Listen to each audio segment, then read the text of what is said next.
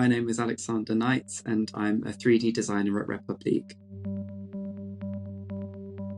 I studied at Ravensbourne University. From there, I've worked in freelance digital fashion design. I've done some alterations in a bridal shop and merchandising at ASOS. Now I'm working as a 3D fashion designer at Republique. So my final year of university was 2020, the cursed year. Lockdown happened around the time of my final fittings. We were just about to start making the collection. The tutors had to change tack a bit with the project that we were doing. But for the showcase, Adam Andrasic led a project where we would work with the gaming department to render some of our looks from our final collection digitally using Marvelous Designer, and then they would be imported into this little game world where you could take pictures of them. Yeah, it was really fun. It was probably one of the first projects of its kind because it was like right at the start of that whole digital fashion movement in lockdown. It was really exciting to be part of and set me up for where I'm at now. I think especially when I started, probably a bit less so now, but everyone was kind of still figuring it out. I did have that project at uni and the tutors were very helpful. Even then, they were also learning it alongside us. I feel like the way you learn digital fashion is by watching loads of YouTube videos. I guess it depends on your learning style. Sometimes there are things that you just can't learn from a YouTube video. I think that was probably quite challenging at first. My fashion education was very valuable. I paid more for it. Pattern cutting and draping are a really valuable part of my process. The research process that universities teach you is really useful as well. If I had learned digital fashion at uni as like the full digital fashion course, I think it would have been very different from the physical side. You would have learned more around the stuff that's more associated with like fashion promotion. You would have learned a bit about like creating avatars, rendering, about creating like, the mise en scène of a photo shoot. I guess different applications for digital fashion. I think there'd be more gaming. There would be more teaching around that, about stuff like shape language and readability. And I don't know if I would have the same appreciation for stuff like detail and fabric and texture. I think it would be different. I don't think it would be gone. One of the things I enjoy a lot about digital fashion is like the texturing and trying to make a digital piece look real. And that's still a big part of it and that wouldn't change. But I think having not had that same experience holding fabrics, going to fabric shops, sourcing, sewing, I think it would be different. I'm very inspired by like research, historical fashion. I love a museum trip, art, movies, synthesizing all those together. I'm very inspired by the fantasy of fashion. I like the idea of becoming a heightened version of yourself or a different version of yourself, that joy of dressing up. And what motivates me is kind of learning new skills and pushing myself in like leveling up my skill set, then like seeing the final product and being really proud of it and seeing how it's better than like previous work I've done. I like an upward trajectory. I'm very plugged into the fashion world. Every time like Fashion Month rolls around, I get so excited. I'm always like keeping up with all the shows. I'm very interested in trends and like how they relate to like the world we live in. I know it's a bit taboo to say I like trends, but I'm not making clothes, so it's like the artistry of fashion as well. I have to follow the artists who I think are really pushing fashion forward and who I'm really excited by. I mean, Ouroboros, when they launched their collection, I think they really captured the potential and the fantasy of digital fashion in a way that I don't think many designers actually have. I really like what they do. I think what we do at Republique is pretty fabulous.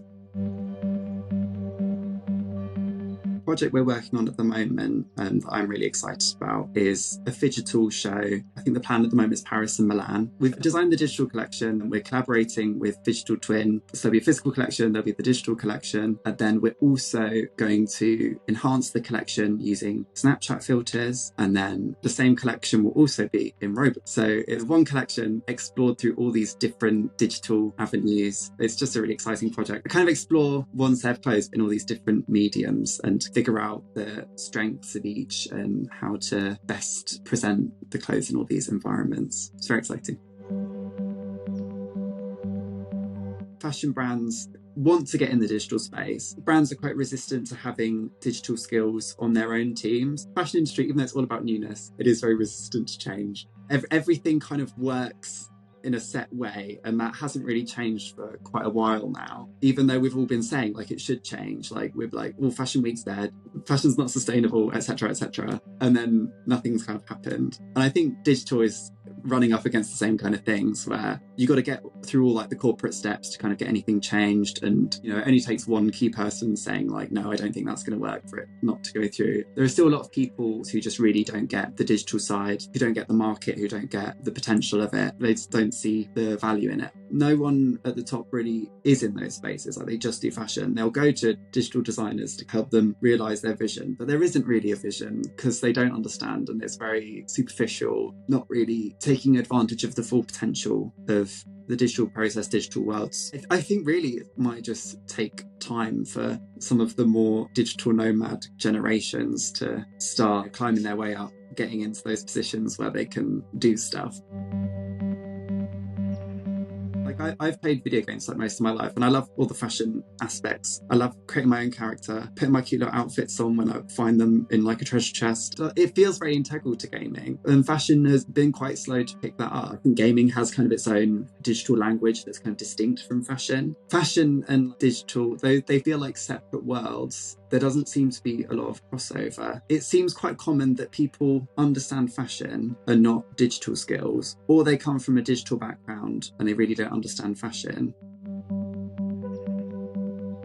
I mean, I don't really believe in differentiating like that. I feel I have quite a kind of broad, like, postmodern definition of art. Like, I think anything can be art. Art is, you know, the breadth of human creative expression. I think ultimately I'm trying to categorize stuff as good digital fashion and bad digital fashion. I don't think it's really worth it. Because like, when I did digital fashion, I was doing it for myself. I was doing it because I enjoyed it. If someone came along and was like, this is bad digital fashion, I'd be like, get stuffed. I mean, I'm not going to say I don't have my own opinions, because I do, but like, I can often tell if someone hasn't got that fashion background and then tries to make digital clothes. I'm like, I don't know if I like this. But then I also feel like it's for a different market. Someone who isn't in that fashion world but is in that digital world probably responds a lot better to designs that kind of like NFT style digital fashion. You know, maybe I'm just not the target market. It's not for me to understand.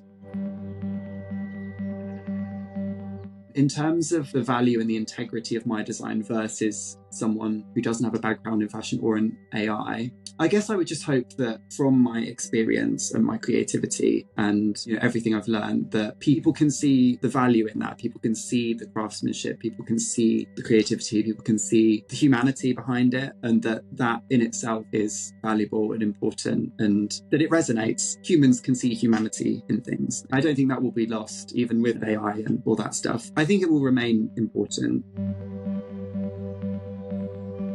I think maybe a few years ago now, I reached out to Kelly Vero to see if she would speak to me, and she did. She was very gracious. She gave me the advice that my voice as someone who is younger and kind of gets gaming, gets fashion, understands all these different worlds, that was like a really powerful thing, and to use that to make sure I really understand the mediums. I'm designing for the mediums that I'm going into, and I think that's been really useful, like especially with this project where like, we're doing stuff in Roblox and digital and physical, to understand the limitations or the strengths of each platform, of each medium, to kind of understand each market as well. And design with that in front of mind is only going to help. From a business perspective, it helps. From a creative perspective, I think that was the best piece of advice I've received.